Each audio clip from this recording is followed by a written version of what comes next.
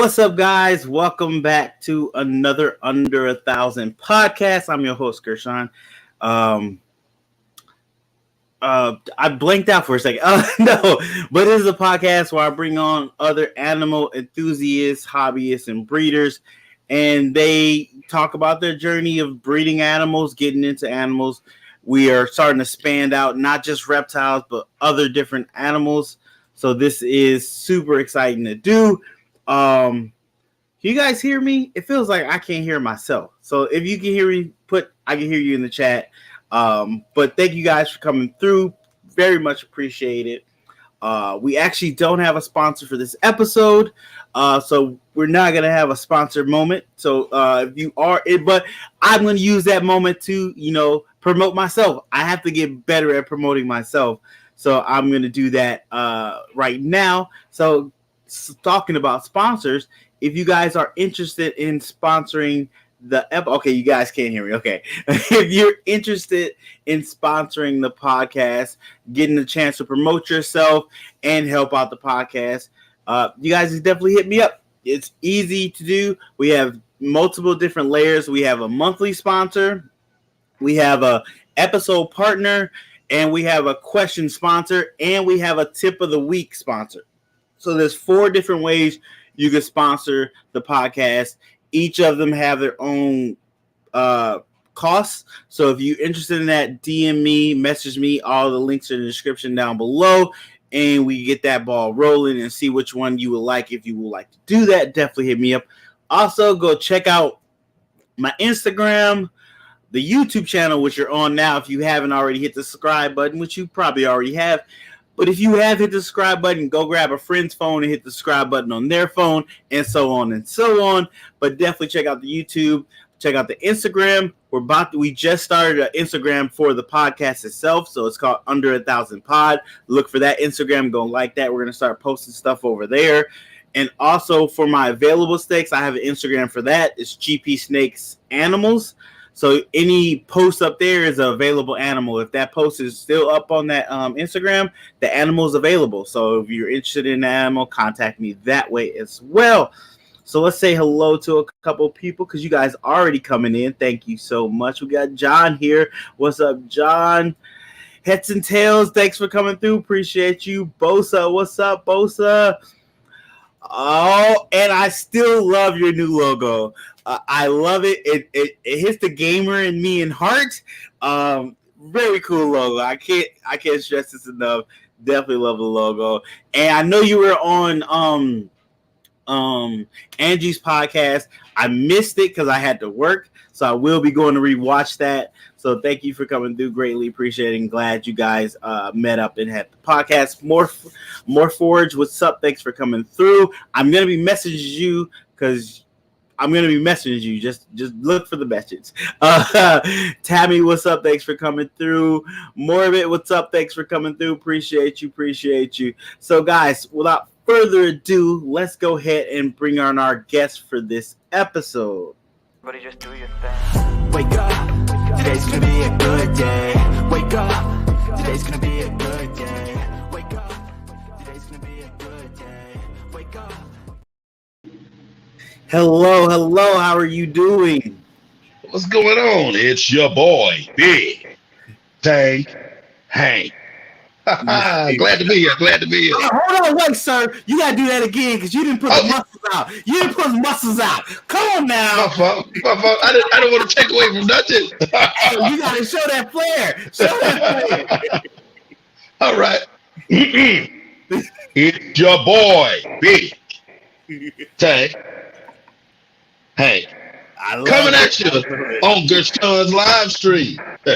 Nice. Thank you. So, Hank, I'm so glad to have you on. You were actually the first fish tank person I've had on. So we already were talking backstage a little bit, and I already learned in the first 2 seconds of us talking. I learned an enormous amount of information I did not know before. So I'm so glad to have you on and get to talk to you, pick your brain about a couple things. But if you could, go ahead and let people know what kind of animals you keep, because you still keep a lot of different type of animals as well, or at least at one point you had a little, you working back to it. But let them know what you keep, breed, and take care of. All right, y'all, how you doing? My name is Garrick Alexander, aka Big Tank Hank. I currently have a red clawed crab, and I have some ghost strip over here cycling the tank.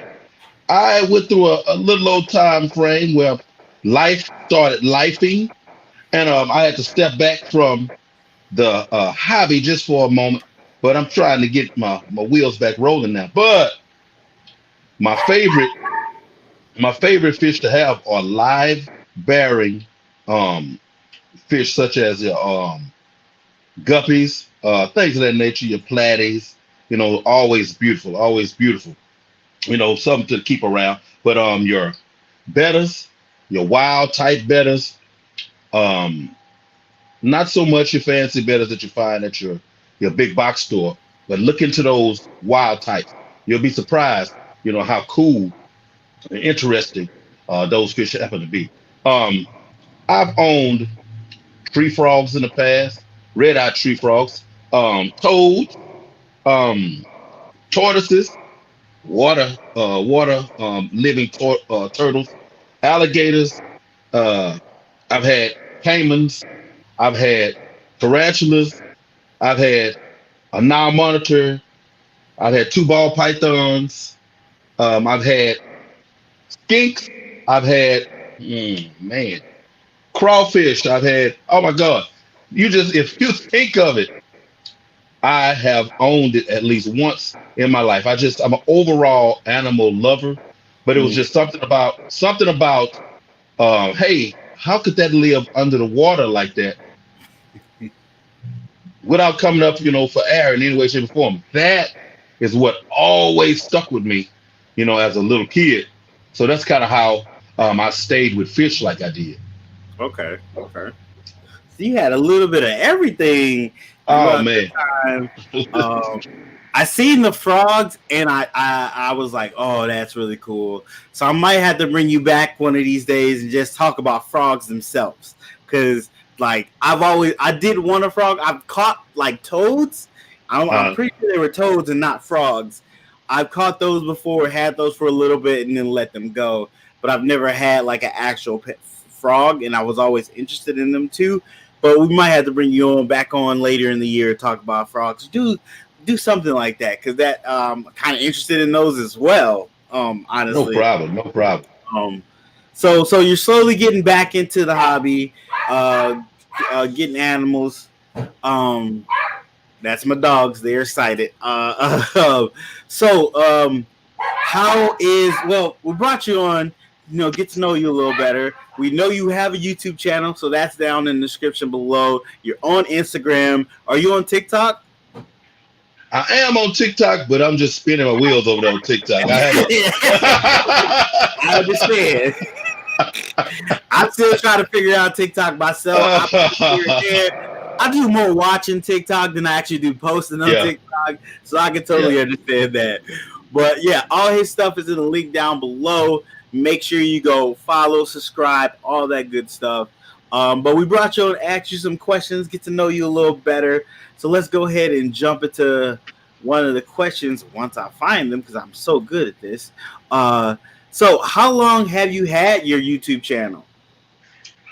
Well, my fish channel as it is, I've had it 5 years. Okay. I've been on YouTube about 15 years. Okay. I had a few different channels. I had Make Ready 1, which is still out there somewhere.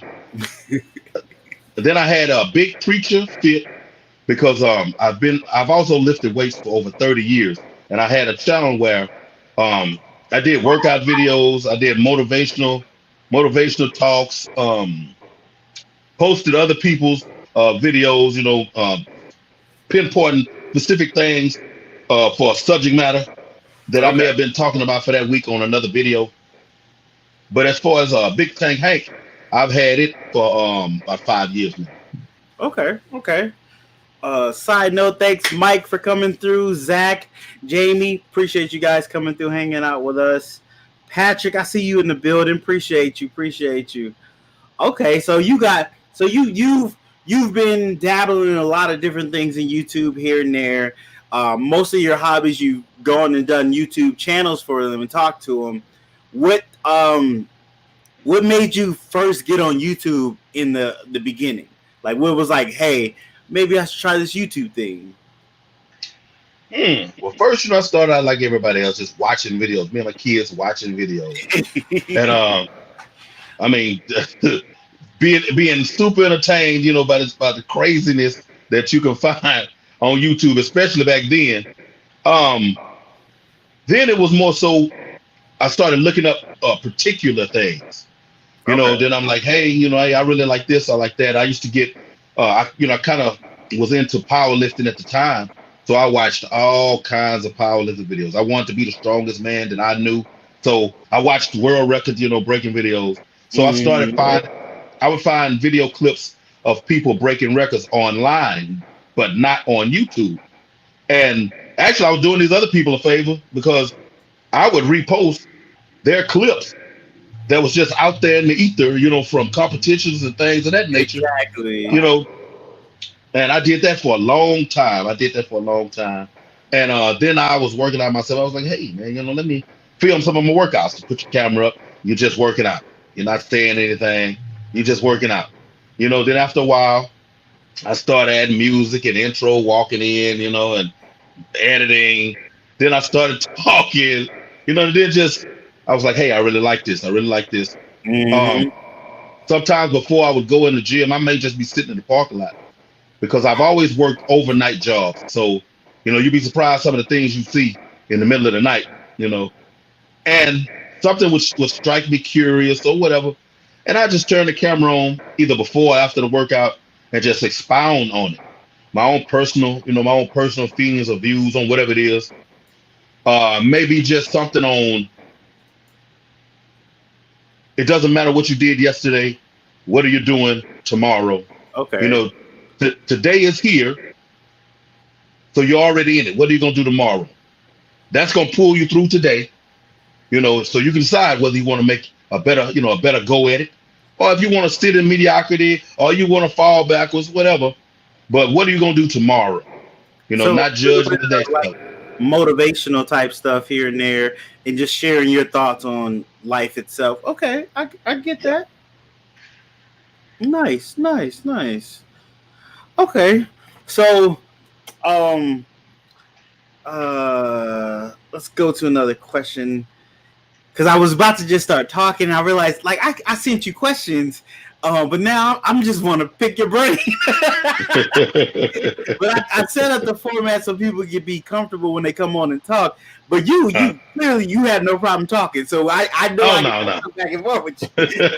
So I might veer off the question every so often just to get to know you better. So don't worry about that. But what do you like to work with, fresh or saltwater tanks? Me personally, working with aspect freshwater. Okay. So much easier. Now, the stuff I was telling you beforehand, it doesn't seem like it's easier, but very true. It's easier in the sense of your salinity.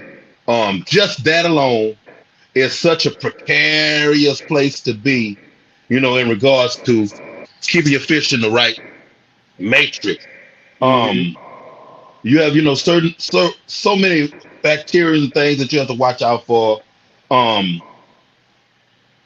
Skimming the surface of your water because of film and foam that builds up because of the salt. Just maintaining a saltwater tank is just so much effort and it costs so much. Now, they are unrivaled. When you get the ball rolling, unrivaled in their beauty. Yeah. Looks like the water disappears, the fish are just floating around in there in midair with all these colors.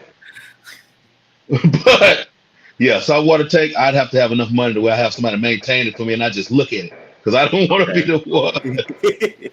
Okay, so more realistically, freshwater tanks are kind of for your beginners to get introduced to the world. with tanks and stuff, and saltwater is a little more an advanced tank to be working with, and a little more costly tank to be working with. Both have their benefits and their downsides, of course, but the saltwater is something that you have to be a little more dedicated to, and it's a lot more. Is it less user friendly saltwater tanks? Is it like you make one slight thing, you kind of can destroy that whole tank and have to start all over, or how forgiving is it? It's, I wouldn't say it's less user friendly. You want to keep your arms out of both tanks, but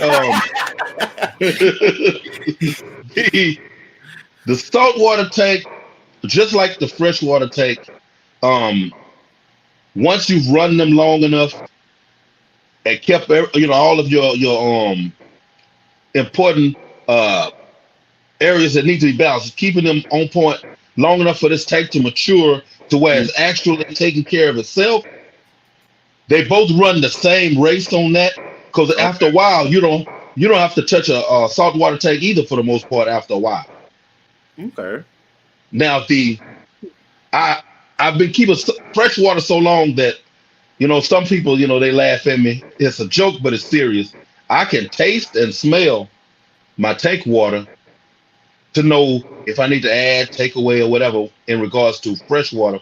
Saltwater, I mean, it's saltwater. I don't know if there's a difference in tasting the salt. You know what I'm saying? I mean, hey, the fact that you've got to that level, get my taste to know with freshwater when you need to add or take something away, that shows dedication. You on top of your stuff. I love that. That's amazing. So like, whew, I have so many questions, and I can see myself getting overwhelmed with questions. I don't want to overwhelm, because I didn't realize fish tanks could go that in depth.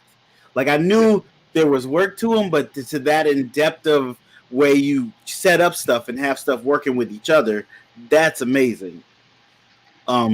So I'm gonna try not to keep questions in my head. We're gonna focus on the questions I have, because I got so many different questions. But so, what do you film your YouTube videos with? I've always used my cell phones. I've had iPhones more than anything, but I've had a few Androids. I am, especially at this moment, I'm more of a interviewer, live stream dude. Okay. My videos that I post now are like, hey, look what I have.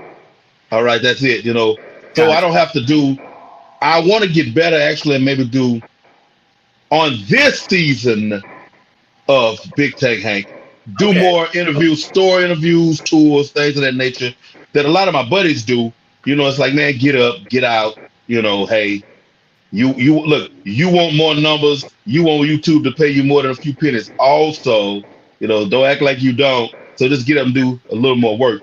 True. But the live streams, because I am a talker and I'm all about people, I love to sit here, in this realm and just pick people's brains on a personal level. That's something that's a little bit different about my live streams, is that I talk to the people. We know you're in your hobby. I'm gonna ask you a few questions, but for the most part, I want to know the person. Exactly. And let the people in the chat know the person. That's what I really love to do. So I pull my phone out and just go for it. I have a laptop over there that's like Stone Age. It's got duct tape on it. It's so slow. It won't update. So yeah, I bet not. I bet not try to YouTube nothing on it. Yeah, I can totally understand. Shout out to Jeremy, came through. Appreciate you, Jeremy. Zach, I don't know if I said your name. You came through. Mike came in. We have L. Harper, Reptiles came in. Prophecy, Devin came in. I think I seen somebody else. What's going on, everybody in the chat? I can't see the chat, y'all. So for my people like my brother Bosa over there. Yeah, Bosa's here. I can't see y'all. M-Chip Reptiles came in. And I want to salute Natasha Jackson. There you go. Little shout out right there. Oh, nice.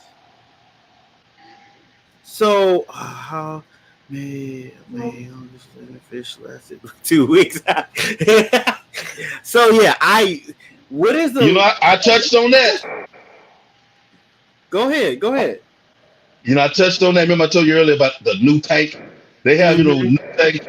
Old tank syndrome is a real thing, but I need to coin the phrase new tank syndrome. People, there's something called biological.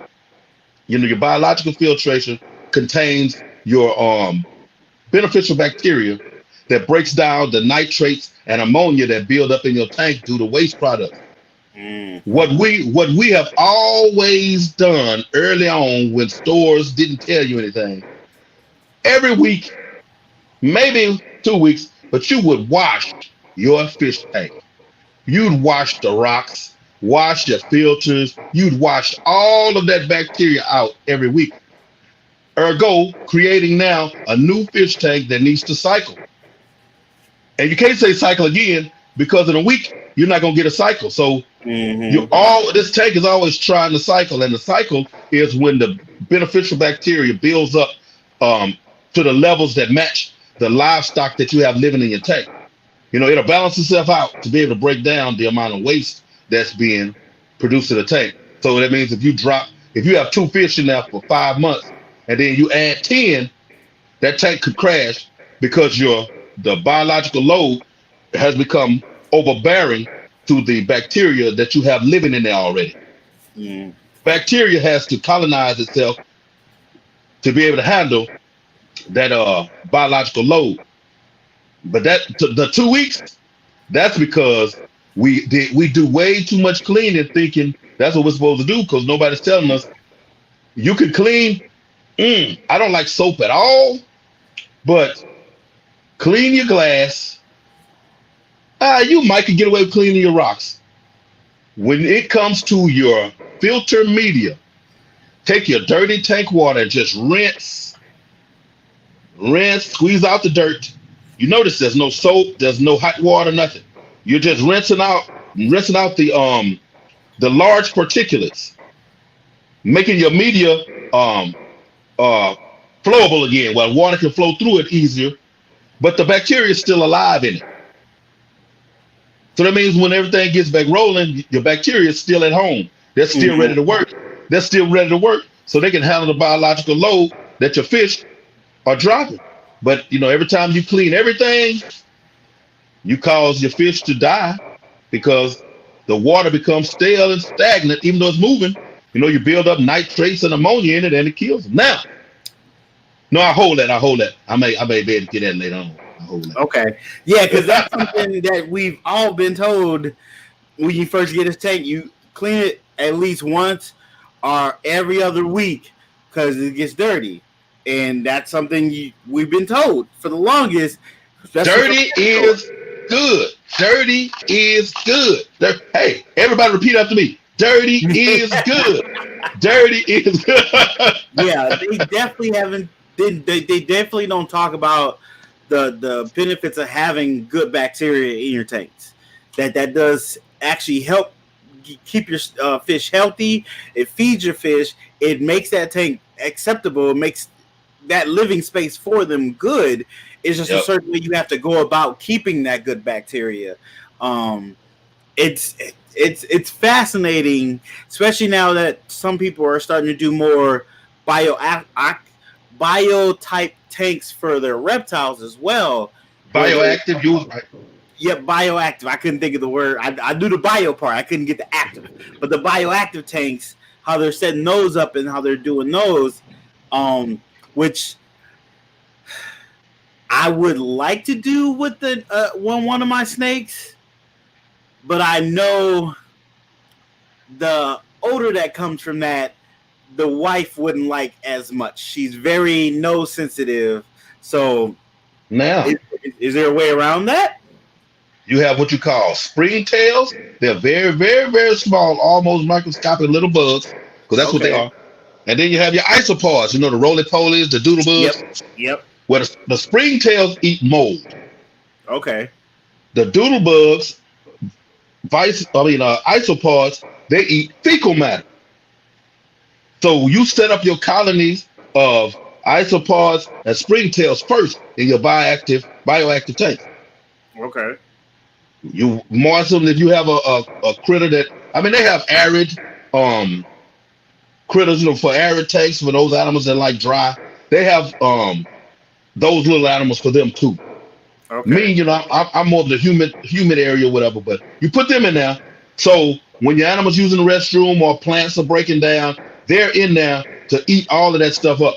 And if they colonize well enough, no smell. Oh, okay. Okay. No smell. Okay.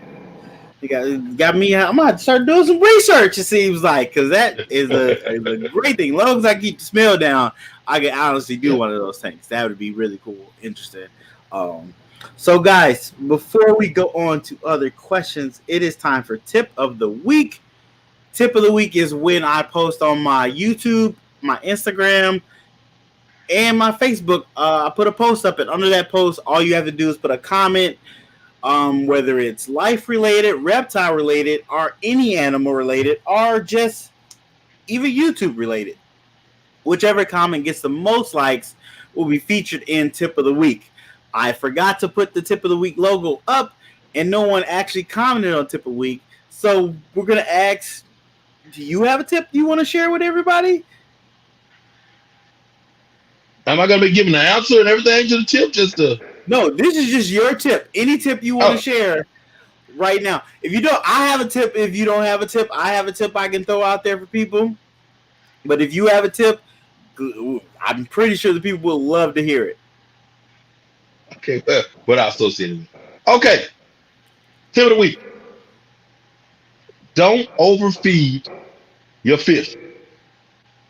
Don't overfeed your fish. You'll be tempted. Especially, if you have those types of fish, take cichlids, for instance. They're your larger, types of fish, and they become almost like dogs and cats with the way they interact with you. And you grow to really, really, really care about these fish. You actually may say you love them. Yeah. Every time they come to the glass, yes, they want you to feed them, but you have to not do it, because overfeeding the food by itself, as well as the fecal matter that's caused by the excess feeding, is going to foul your water so much faster. And again, overload, those good bacteria that I was telling you about, which causes a crash in your aquarium, and it kills almost everything. That's when the water quality goes so wrong that the bacteria can't do anything with it. And it also starts to kill bacteria. And it becomes very rancid, and you have to restart the tank, clear it all out, get rid of everything, and start all over from scratch. Do not overfeed your fish. Big Tank Hank's tip of the week. Oh, nice. I didn't even think about that. Wow. Like, now I got to see how many times we're feeding my son's fish. So, like, what's a regular schedule? I know every fish is kind of different. What's a regular schedule to feed a fish on if you don't have a tank that is already set up to where you don't necessarily have to feed that fish anymore because the tank is feeding that fish itself? What's a regular schedule that you would have to feed this fish on? I mean, daily is always good, but with fish, you don't have to feed them daily. You can actually feed them every other day, just depending on how much food you put in it, because there's going to still be food in the tank. Yeah. If your tank has been running, guys, for a month, minimum, if it's been running for a month, there's always be something in there for your fish to nibble on, especially if they're smaller type fish. When you get to your large fish, that's different, because they're not nibbling on anything, because they want big food. Yep. So those, you have to figure out exactly what's the right amount per feeding for that particular fish. You can actually feed twice a day if you want to, but you have to feed a little. Yeah. You figure out what that is and half it. 1 in the morning, 1 at night before the lights go back off. But a good rule of thumb I've always found for me was just that morning feeding. Okay.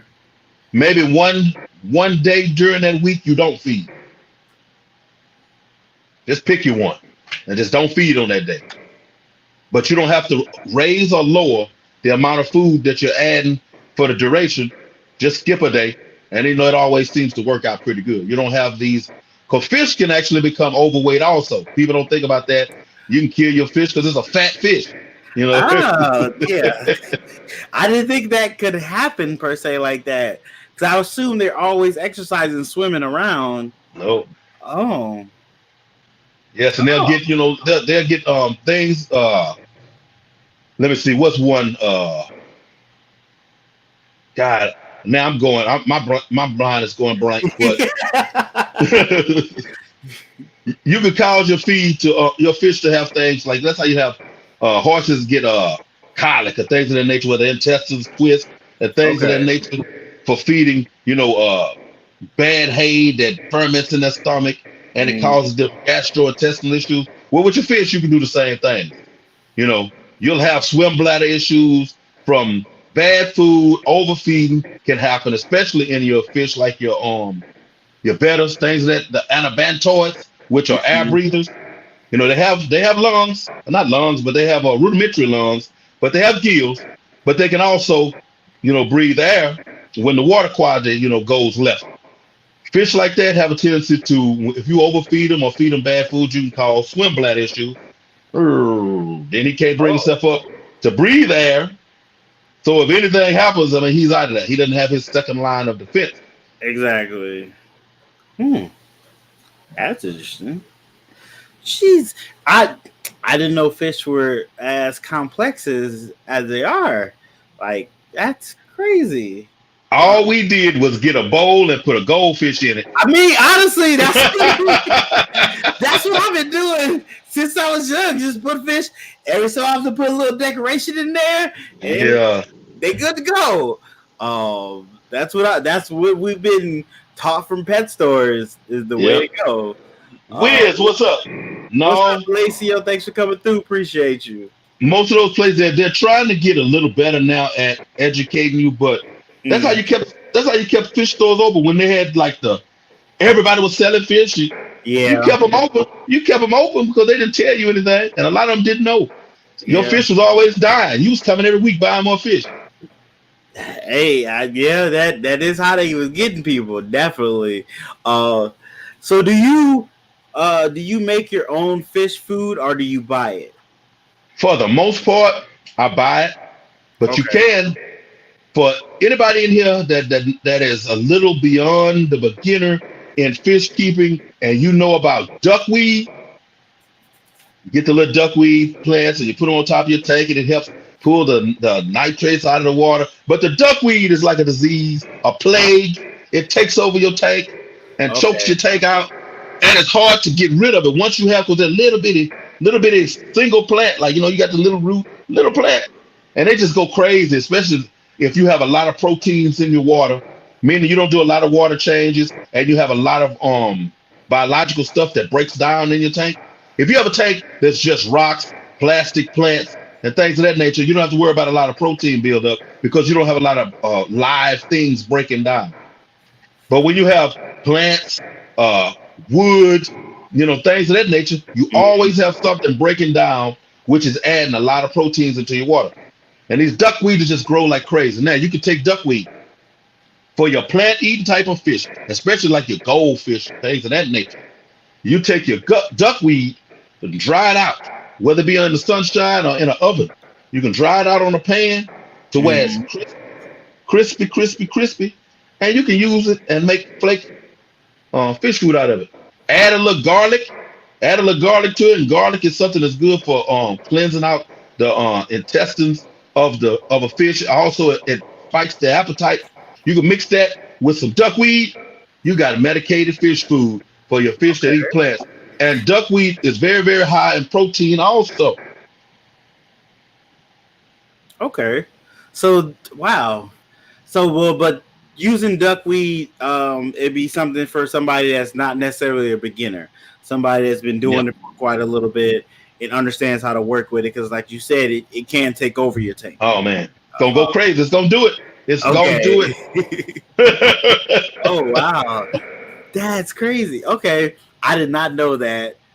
We're learning so much new stuff here.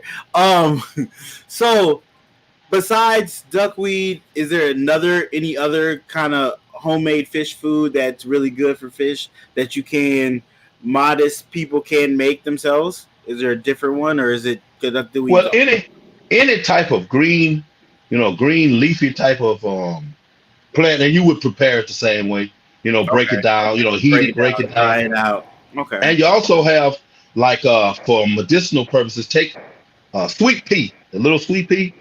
Uh-huh.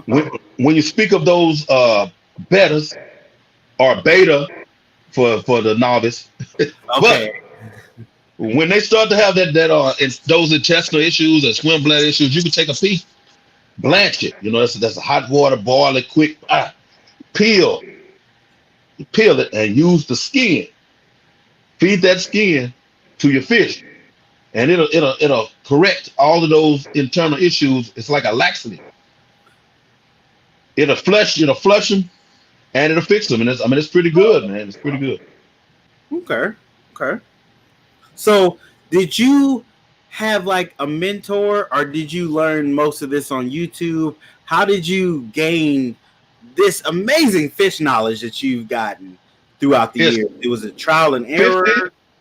50-50. Half of it because man, I was catching little minnows and stuff at like 6 years old when my grandmother's pantyhose that got a run in it, and I take them out of the trash and make a net. So a lot was trial and error, and then after that it was YouTube videos. If I have a question, I'm gonna watch later about 50 videos.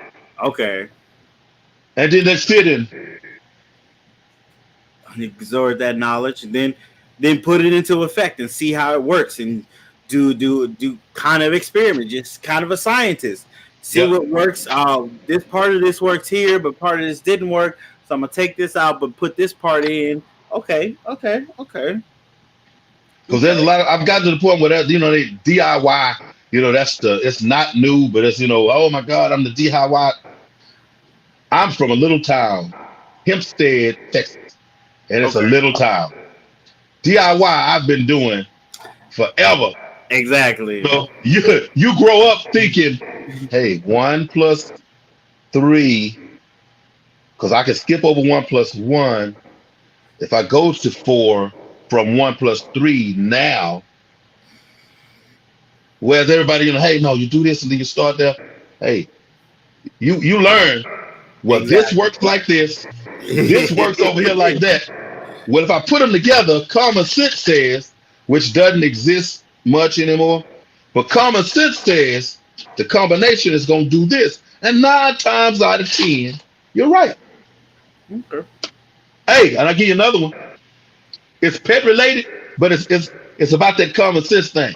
You have Wahl, WAHL clippers, hair clippers. Yeah. And you have Oster. Oster is pet clippers.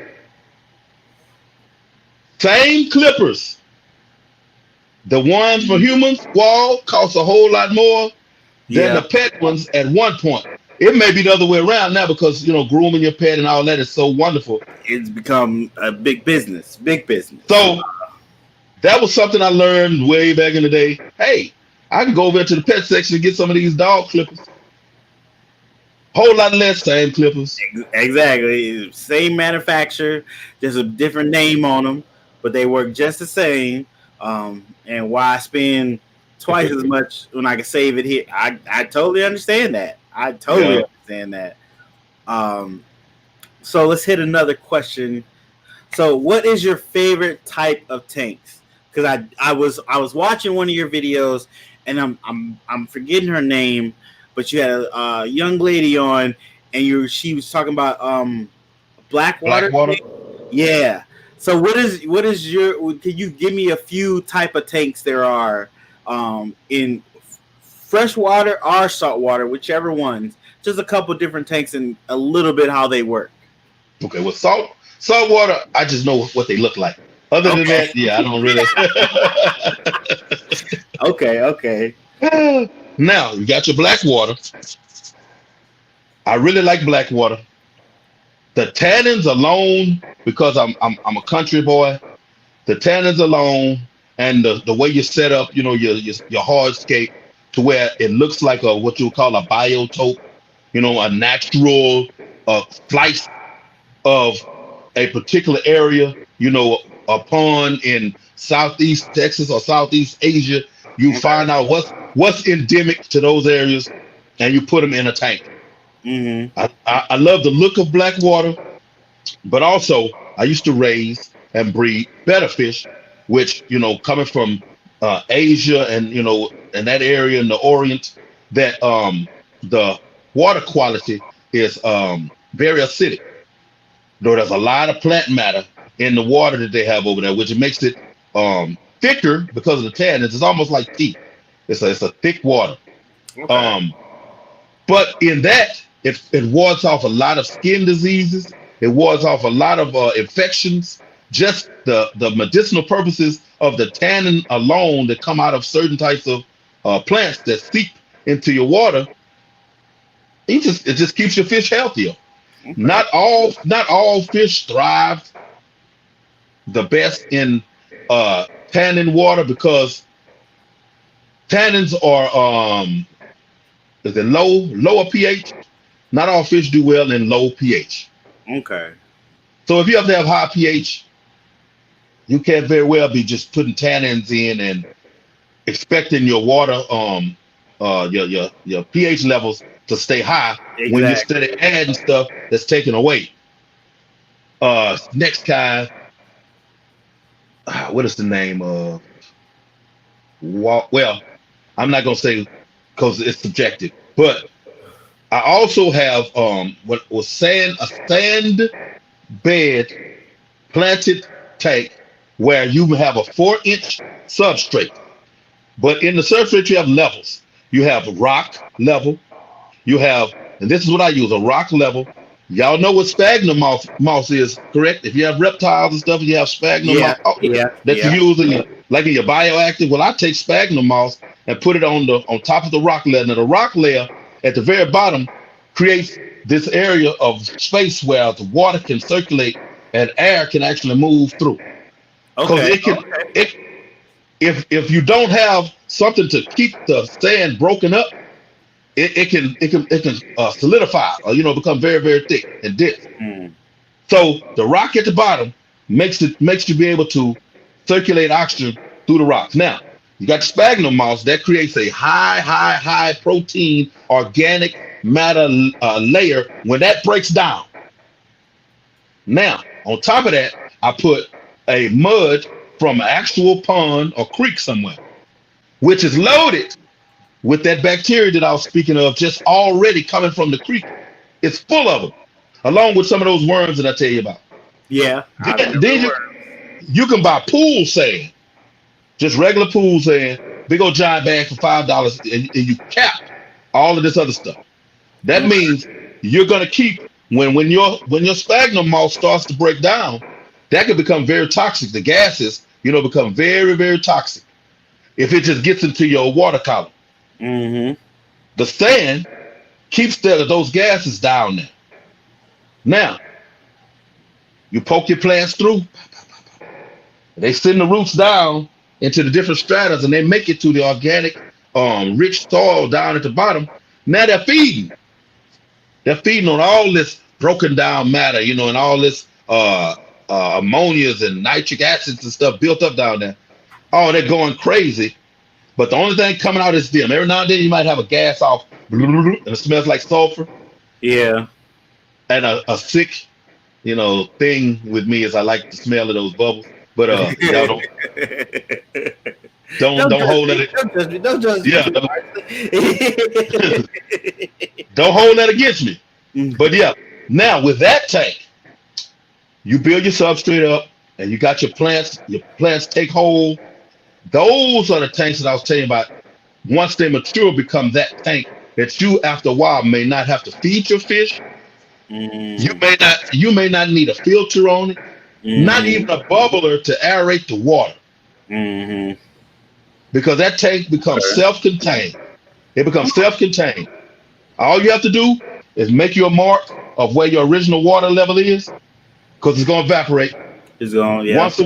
Once a week, you use aged water or buy some oral water, something like that. But it's simple enough to get you a bucket, fill it full of water, and let it sit for 3 or 4 days.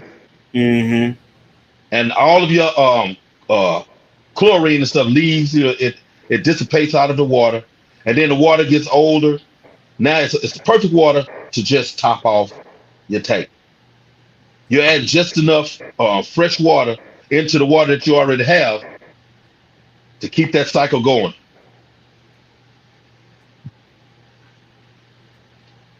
Mm. Hey, he didn't like Fred. Yeah, you got some algae eaters. I mean, oh, that looks crazy. They look like vampires, like they'll latch over. I see it. Very. What's up, tradesman? Thanks for coming through. What's going on?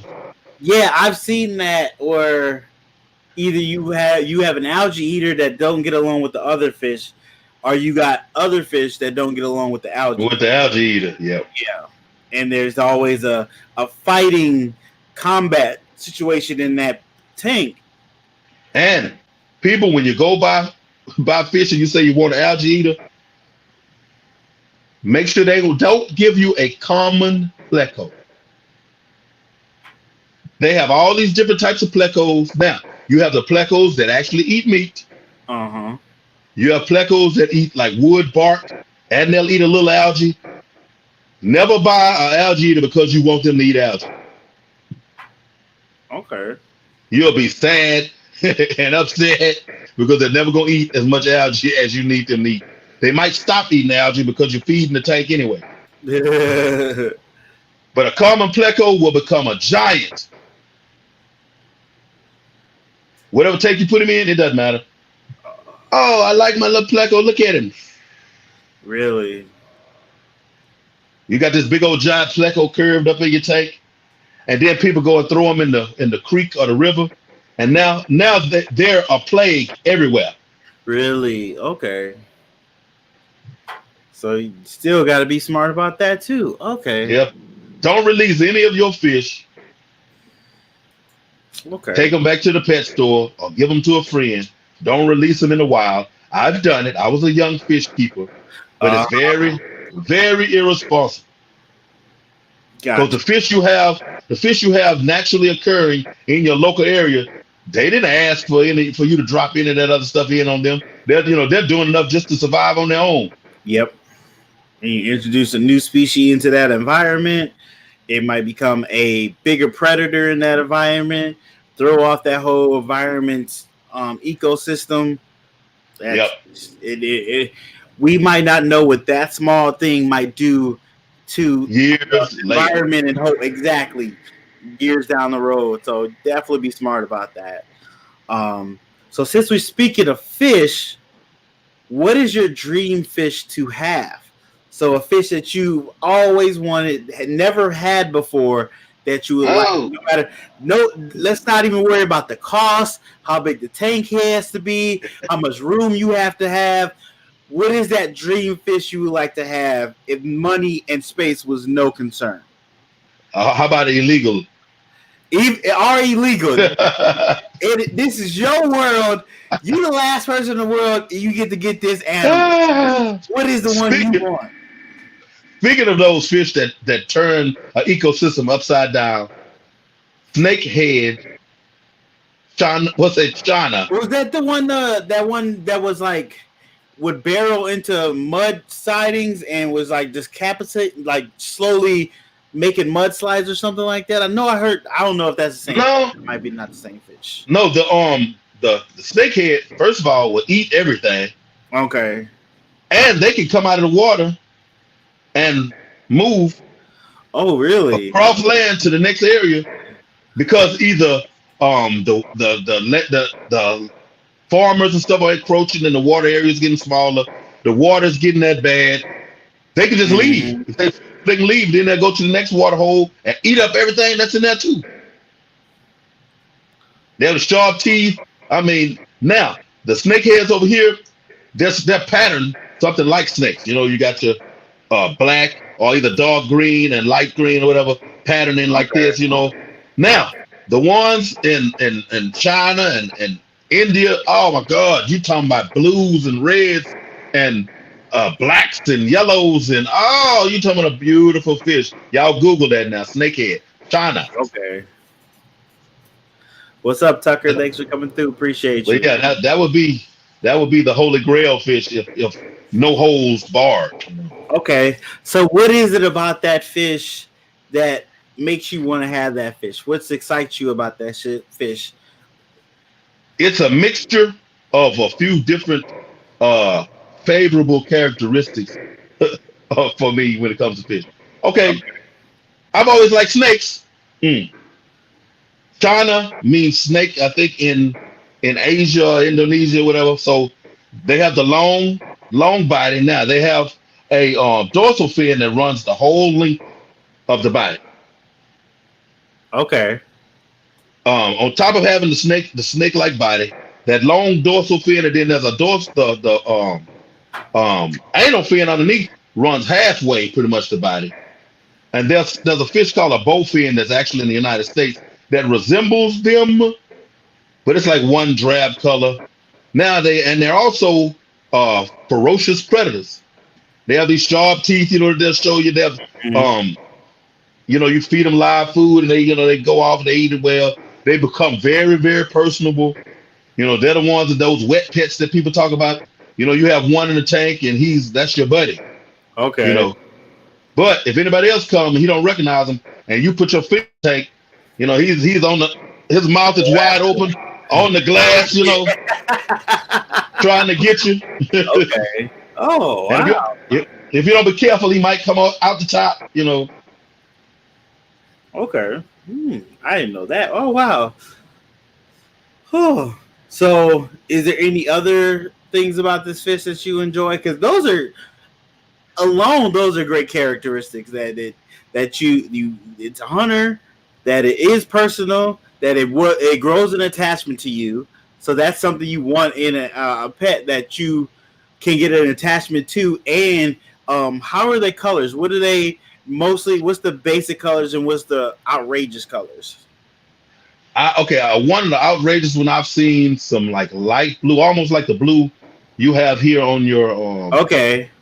Oh, okay. Oh, really? That blue with some yellow spots, red spots, black spots in like a single bar running down the body, and some other speckling in the blue, at the top of the bottom of oh man, you're gonna have to Google snakehead. I had to look at that. They cross the gamut. They cross the gamut in types of colorations. And you know how people are now. I'm pretty sure there's some genetic tampering going on, and they're causing some of these other colors also. I don't know if they're naturally occurring like that. I really don't. Okay. I know the one that naturally occurs here is like olive green and black or darker green and browns, which in itself, because also being those colors are beautiful on that animal. Just personally, I'm a guy that likes black, brown, green. Like you give me some camouflage or something. Hey, that's beautiful. I don't hunt. I just like those base colors like that. Gotcha. So the natural color of a snakehead is in that realm. Those spectrums together. So in itself, it's a more naturally beautiful fish. Okay. And they remind you of reptiles because, again, I've always been crazy about reptiles. And this is a fish that is not related at all to reptiles, but he reminds you of like a legless lizard or something to an extent. Gotcha. Okay. A dragon. All right. Oh, that's pretty cool. Well, guys, if you have any questions, definitely put them in the chat.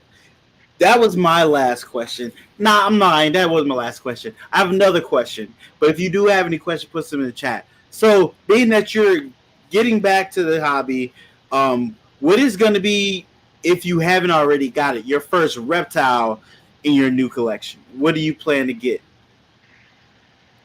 Or do you keep it? Are you planning to just stay in the fish area of it? Because I know you got Big Tank Hank. There's tanks in there. So reptiles can live in tanks too. So I'm curious. Are you gonna get another reptile? Are you gonna have a reptile within your collection of your fish and everything? Right now, where I am, this particular place, you know, some people aren't quite as receptive to certain types of reptiles. So, Understandable. a snake would probably cause a little fear. Understandable. Now, I may roll into an amphibian of some type. I've always loved salamanders and newts, Okay. but being where I'm from in Texas, you can't catch them in the wild. They've never been in our area. When I see all these people everywhere, oh man, I go out. We see these salamanders all the time. I'm like, where are you? That you can just go out and see salamanders. Man, do I need to take a vacation? But yeah, if I get hold of something like that, or is it a red-eyed skink? Looks like a little dragon. I think it's a red-eyed skink. Now, when I move and get my own place again, I want to actually have blood python, and maybe some dabbling in here about breeding ball pythons, but I don't know. But definitely I would like a blood python, but yeah, I would have to be somewhere else to have that. Okay, gotcha. So, do you know the answer to this? Autocyclus is also a type of algae eater, and it's not the stereotypical algae eater. It doesn't look like it's called algae eater because they eat algae. Now they actually eat algae. You can buy autocyclus to eat algae. Okay. But the ones we speak of stereotypically, they look like they have the wings and they're flying. Yeah, they don't do the best, for you. Gotcha. But I don't know about the salinity in the water when it comes to autocyclus. You can put salt in the water with every type of fish out there, except for you don't want to really do it with the catfish types or those scaleless fish. Your dojo loaches and all the loach types, because it irritates their skin. Okay. But if a fish has scales, you can use salt in well, I guess I just asked the question actually. You can use salt in the quarantine tank. So if autocyclists have scales, you can use salt. Just don't make it the amount where you have brackish or full-on salt. You don't want to do that. Okay. Interesting. Just what's up? Thanks for coming through. Appreciate you. So that's all my questions. Is there anything you would like to promote you got coming up? Any big interviews you might be coming up? I know you're getting back to the YouTube thing, getting back on the grind of that. Anything you want to let people know? Do you guys have? Is there fish like what do we call ours? Shows or gatherings? Okay, how big are those? Are they real big or are they like? Okay, yeah, they're huge. Don't get me wrong, I'm not like you're saying like you guys don't. I'm new to this world, so you are bringing me a peek into the world, because for the longest time I didn't know there were reptile shows until I got into that world. So okay. Now I think the reptile shows, I think there's more of them. Okay, gotcha. Like reptile shows pop up somewhere everywhere, but you have your Fisher-paloozas and your ergo the name of Palooza, you have your Fisher-paloozas and they have those names, and you have them that every October in New York City they're gonna have one here, and then that's gonna roll to Dallas, and then that's gonna roll to they're actually huge. They really are. Okay. And right now I can't think of the name of them. I haven't talked about it in so long, but yeah, they're actually huge. And I haven't even gone to one yet, but I need to. Oh, there you go, Aquastella. You haven't been to one? Man, I've even had situations where I was like, hey man, you come, you can maybe answer questions on the panel and this, that, and the other, and get your tag, and yeah. People ask me, hey Hank, you're not going? I gotta work. Okay. I understand. That prison. That's prison, And you're trying to reach that financial freedom. I understand. Unfortunately, you're not there yet, so you got to put them hours in. I can totally understand that. Oh, okay. So There you that go, would Crip people. definitely be a experience for you to when you finally get a chance to go to one. Oh, okay. Because I know how it was when I went to my first reptile show, and then I went to one of the bigger reptile shows. It is something you need to experience, especially if you're in that community, in that hobby, and you enjoy it.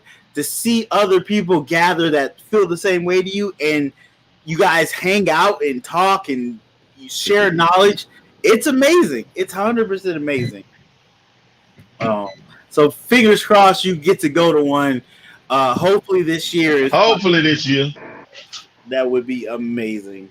So besides people going to check out your YouTube, you got any guests you got coming up that you want to talk about, let people know about? Are you about to, besides and checking out your Instagram, anything you got coming up you want to let people know about? Well, no, I don't have anything specific. I have two people I know that are gonna be my first two interviews coming back, but we haven't gotten together on any dates or anything yet because, like, again, I'm just getting settled. You know, like this right here, I'm in front of my lights with my camera and stuff set up with my, with my new Bluetooth grades. Yeah, just for this, my little tanks back here that I just set them up yesterday, and that are cycling. No fish in them yet, but so everything is brand new for me right now. But hopefully next week I'm gonna have my first one. Hey, tank, big tank Hank's back. Type of scenario. But hey, y'all, come over there, check out my live stream. I'm not gonna tell you to look at my video. I'm not gonna tell you that. My live streams are very entertaining because we have fun. Come check out the live streams. Drop by, leave a sub. Because YouTube is not gonna harass you and make you watch my videos. True. But just show support. Just show support. Just it don't cost you nothing. Just go ahead and hit the little button, and you may see something go by. You're like, hey, Big Tank, hey, that. I really like that logo he's got right there. Let me see. Definitely, I can understand that. So, guys, all his information in our description down below. Make sure you go follow, subscribe, click the links, go check out his live streams. They're coming back. He's coming back to YouTube. He's getting settled and getting ready to come back. So definitely look forward to more videos. Shoot him some messages. Let him know you're excited for him to come back. Sometimes even us YouTubers need that motivation. We need that positive feedback from you guys, that you guys enjoy what we're doing, that you guys want us to do what we're doing and keep doing it. That does go a long way. That does make us feel good and know that we're actually talking to people that enjoy it and not just talking out there into the void. It does make our day. Trust me, I've had a couple different messages from people in the last couple of weeks saying, hey, I just found you. I've been watching your stuff. Really like what you're doing. I love the positive energy you're putting out there. Keep doing what you're doing. And that means the world to you sometimes. It gives you that energy to go, you know what? Let me go shoot another video. Let me go set up another interview. It does mean a lot. From me to you, I greatly appreciate when you guys do that. So do that to all the creators that you watch, big or small. Throw them a little encouragement every so often. Let them know you enjoy what they're doing and to keep doing what they're doing. It's greatly appreciated, guys. But guys, that is our live stream for the night. If you guys haven't, or if you guys are not done for the night, go check out Keys Constrictors Hair Down Fridays. They're on. I think Derek would be going on after that with Fun Fact Fridays. There are multiple different live streams going on in the reptile and in the fish world, and all the animal world. Take this time to find somebody new if you haven't found them, and check out their YouTube. Show them a little support. The best way to support all of our communities is to show support to each other. Be there, show up for each other. So thank you guys for hanging out with us. Like I said before, I'm going to have to start promoting myself a little more. So we're going to do a little bit more promotion. If you are thinking of trying to be a sponsor for this podcast, let me know. We have 4 different ways you could be a sponsor. You could be a monthly sponsor, you could be an episode partner, you could be a question sponsor, or you could be tip of the week sponsor. Let me know if you're interested in any of them to promote yourself, get your brand out there, and help us out here at this podcast. We would greatly appreciate it. If you're interested, DM me information down below. Also, guys, smash that like button. More Forward just said it. Hit the like button because apparently YouTube likes it. You guys, no. Hit the like button because apparently YouTube likes it when you guys hit the like button, and I like that YouTube likes it. So I greatly appreciate if you hit that like button. It does help too, apparently. So hit the like button. It helps with the algorithm or something. I said that word right, but it helps with the videos and help push the videos up and helps other people find our videos. So definitely hit the like buttons on all the videos you enjoy watching, guys. But thank you guys for showing up. Thanks for hanging out. Oh, I'm going to be on a podcast this Sunday. Flawless Critters. Oh, I'm blanking on their name right now. Did you hate that? You had it was right there. It was right there. Check out my Instagram. I'm gonna post about it after this show. Oh, they're gonna. I feel so bad. I'm clicking on both of their names. That's when you know it's live, people. That's when you know it's live. But check me out. It's gonna be Sunday at 2 Central Time, 2 p.m. Central Time. Check out my Instagram. I'll post about it so you'll know whose channel it is. I know it's Flawless Creations. I know it's 3 names, but it happens. But thank you guys for watching. Greatly appreciate it. Thank you so much for coming on. I am so glad we got to talk. Yeah, most definitely. I appreciate it. I've learned so much from you in the last hour we've been talking about tanks. It is incredible. That's a whole nother world that now I'm kind of a little fascinated by, but I don't need another life-changing hobby to go on top of what I'm already doing. You know how we get addicted to stuff is just start doing stuff. And that was at least the hobby you have now pay back for itself. The fish, not so much. that's just pure passion at that point. I get it. Okay, that lets me know that I can stay with the fish tanks I got from my son. I'll beef those up a little bit, but don't. There you go. Gotcha. All right, guys. Thanks for watching. Hopefully everybody have a good night, good evening, and good weekend. Thanks for watching. Appreciate it. And you guys take care. I got to put the intro. Boom. There we go.